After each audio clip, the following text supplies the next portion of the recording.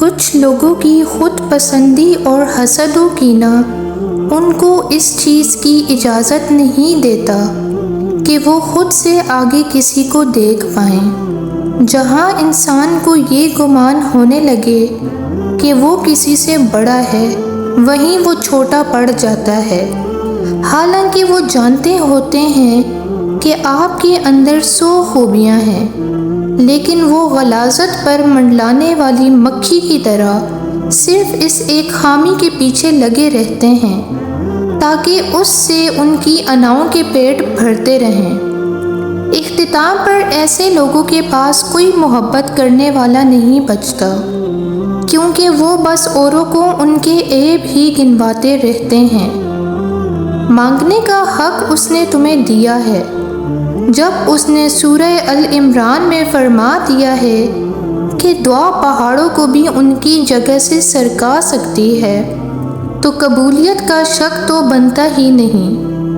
اللہ نے مقدر لکھنے کا اختیار تمہیں دیا ہے کہ چاہو تو دعا کا تسلسل بڑھا لو اور چاہو تو مایوس ہو کر بیٹھ جاؤ، چاہو تو سجدوں کو طویل کر لو اور چاہو تو تھک کر رک جاؤ۔ مت بھولو کہ تمہارا کام صرف التجا کرنا ہے، تدبیریں تو وہ خود نکالتا ہے۔ تو تم دعا کرنا کبھی مت چھوڑنا، مگر ہاں مقدر کے پیچھے بھی کبھی مت بھاگنا، بس یقین رکھنا اور انتظار کرنا۔ جو لمحے صبر آزماتے ہیں دراصل وہی قبولیت کے لمحے ہوتے ہیں۔ گناہ کا آغاز مکڑی تار کی مانند نازک ہوتا ہے، لیکن انجام جہاز کے رسے کی مانند مضبوط ہوتا ہے۔ کبھی کبھی انسان کا دل کسی چیز کے لیے بہت تڑپتا ہے، اتنا کہ اس کے لیے صبر کرنا بھی مشکل ہو جاتا ہے۔ انسان ہر روز اس چیز کو حاصل کرنے کے لیے ہر اس لمحے دعا کرنے کی کوشش کرتا ہے جو لمحہ دعا کے لیے افضل ہے، اور اس کی آنکھیں اپنی مانگی گئی دعا کے قبول ہونے کے انتظار میں ہر روز ادھر ادھر تکتی رہتی ہیں، اور یہ تو بھول ہی جاتی ہیں کہ اللہ نے ہر چیز کو عطا کرنے کا ایک مخصوص اور بہترین وقت مقرر کر رکھا ہے۔ ہمیں یاد رکھنا چاہیے کہ اگر ہمیں کسی چیز کو حاصل کرنے کی اتنی چاہت ہے تو اس چاہت کرنے والے دل کا مالک کون ہے؟ یہ چاہت بھی تو اسی رب نے دل میں ڈالی ہے تاکہ تم اس کے لیے دعا کر سکو، اور وہ تمہاری خواہش کو بہترین کر کے تمہیں عطا کر سکے، اور وہ تو خواہش ہی دل میں تب ڈالتا ہے جب وہ تمہارے نصیب میں لکھ دیتا ہے۔ دعا تو بس ہمارے ہی درجات بلند کرنے کا ایک ذریعہ ہے۔ میں تمہیں ایک بات بتاؤں، دراصل ساری کہانی ہمارے یقین کی ہے۔ وہ رب کہہ چکا ہے کہ مجھ جیسا گمان رکھو گے میں ویسا ہی ملوں گا۔ اگر تم اپنی دعاؤں میں شک میں مبتلا رہو گے تو پھر شاید ہی تمہاری دعائیں قبول ہوں۔ تم یہ یقین کیوں نہیں کرتے کہ وہ تمہیں کوئی اذیت نہیں دے گا؟ وہ ہر ناممکن کو ممکن کر دے گا۔ جب تک تم یقین نہیں کرو گے دعائیں قبول نہیں ہوں گی۔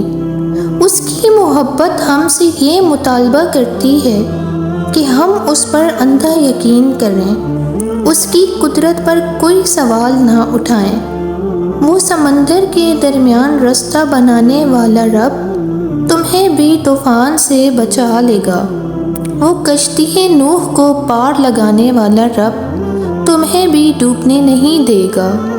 وہ آگ کو ٹھنڈا کرنے والا رب تمہیں بھی آزمائش سے نکال دے گا۔ تم یقین تو کرو، تم سوال تو کرنا چھوڑو اس کے کن پر، اور پھر تم دیکھو گے وہ سب جو تم دیکھنا چاہتے ہو۔ اگر تم معجزات کی تلاش میں ہو تو سنو، معجزے تب ہوں گے جب تم اپنے رب کی قدرت پر اندھا اعتماد کرو گے، جب تم سب وسوسے نکال کر یہ یقین رکھو گے کہ وہ رب کوئی نہ کوئی راہ نکال ہی دے گا۔ جب تم خود کو اس کی رضا میں مکمل ڈھال دو گے، جب تم اس کے آگے سر تسلیم خم کر دو گے، جب تم اپنی خواہشات سے زیادہ اس کے حکم کو اہمیت دو گے، اور اس سب کے بعد تم اپنے نصیب کے معجزے دیکھ پاؤ گے۔ تمہارا ہاتھ اٹھا کر اللہ سے مانگنا کوئی عام بات نہیں ہے۔ خوش نصیب لوگوں کو ملتی ہے یہ توفیق، تو قبولیت میں دیری پر پریشان ہونے کی بجائے اپنی خوش قسمتی پر اللہ کا شکر ادا کریں۔ یہ شکر تمہیں دعاؤں کی قبولیت تک لے جائے گا انشاءاللہ۔ جب جب تم یہ سوچتے ہو کہ شاید وہ رب تم سے ناراض ہو گیا ہے، وہ تب تمہارے سب سے زیادہ قریب ہوتا ہے۔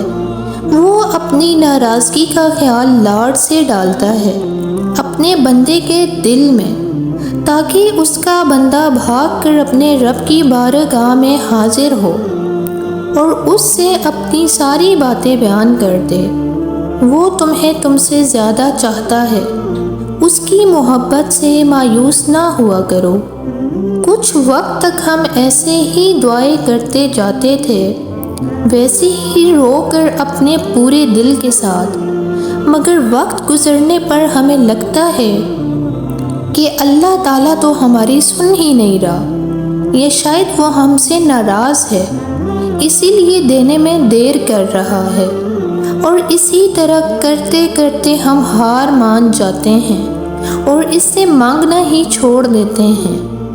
خوش قسمت ہوتے ہیں وہ لوگ جو شروع سے اللہ کے بہت قریب ہوتے ہیں، لیکن پتہ ہے خوش قسمت ترین ہوتے ہیں وہ لوگ جنہیں اللہ تعالیٰ گمراہی کے راستے سے کھینچ کے نیکی کے راستے کی طرف لاتا ہے، جنہیں اللہ فرماتے ہیں تم کہاں بہکائے جا رہے ہو، تم تو میرے لیے ہو، میں نے تمہیں اپنے لیے بنایا ہے، تم کہاں دنیا کی رنگینیوں میں کھو گئے، تم اس دنیا کے لیے نہیں بنائے گئے، تمہیں تو میں نے خالص کیا ہے اپنے لیے، تم تو میرے چنے ہوئے ہو۔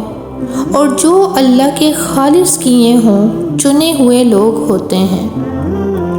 جب تم اپنے آپ پر ضبط کر کے خود کسی کو ایسے کام سے روکتے ہو جو کہ تمہاری پسند کا تو ہوتا ہے مگر تمہارے رب کو پسند نہیں ہوتا، تو تم جانتے ہو اس وقت اس رب کو تم پر بہت پیار آتا ہے، اور اس لمحے وہ تمہاری دعا پر وہ کن فرما دیتا ہے۔ تم آج اس کی رضا قبول کر لو اور پھر وہ تمہیں تمہاری رضا نصیب کر دے گا۔ ایک دن تم دیکھو گے تمہاری آنکھیں تشکر کے آنسوؤں سے بھر جائیں گی، تم اپنی ہر تکلیف بھول جاؤ گے اور اللہ کے معجزوں پر حیران رہ جاؤ گے۔ تمہارا صبر کا اجر بہت حسین ہوگا۔